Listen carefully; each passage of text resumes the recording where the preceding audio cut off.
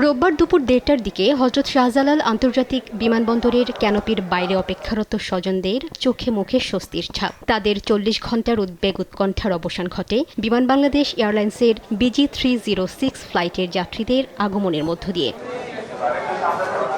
ঘটনার শুরু বৃহস্পতিবার। কানাডার টরন্টো থেকে ছেড়ে আসা বাংলাদেশ বিমানের ফ্লাইটটি শুক্রবার ইতালির রোমে যাত্রাবিরতি ও রিফুয়েলিংয়ের জন্য নামলে কারিগরি ত্রুটি ধরা পড়ে। দীর্ঘ ৮ ঘণ্টাতেও সমস্যার সমাধান না হওয়ায় শেষ পর্যন্ত ফ্লাইটটি বাতিল করা হয়। অবস্থান করার পরে ৩ ঘণ্টা পরে আমরা জানতে পারি যে এটার যান্ত্রিক ত্রুটি দেখা দিয়েছে। ৮ ঘণ্টা মতো বিমানের মধ্যে ছিলাম।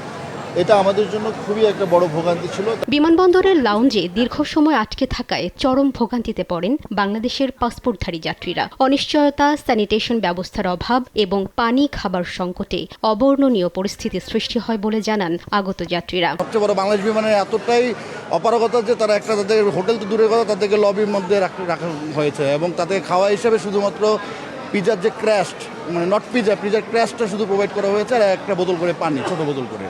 আর আমার বোনের একটা ছোট বাচ্চা, সে 4 মাসের বাচ্চা, কোনো রকম তাদের সুযোগ সুবিধা দেওয়া হয়নি। তাদের অভিযোগ, দীর্ঘ সময়ে বিমান বাংলাদেশের পক্ষ থেকে প্রয়োজনীয় সহযোগিতা পাননি তারা। বিমানের এমন অপেশাদার আচরণে ক্ষুব্ধ প্রতিক্রিয়া জানান বিমানবন্দরে অপেক্ষারত স্বজনরাও। যে বিমান বিকল হওয়ার পরে যে দীর্ঘ সময় কালক্ষেপণ, এটা আমাদের জন্য এবং ওখানকার যাত্রী যারা ছিল, বয়স্ক, বাচ্চা, মহিলা, এদের জন্য খুব কষ্টকর হয়েছে।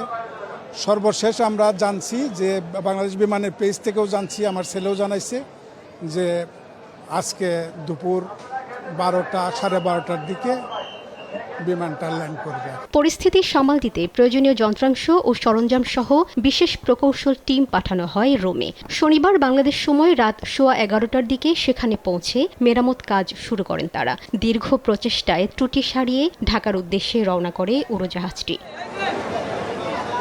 লামি আইভি, দেশ টিভি, ঢাকা।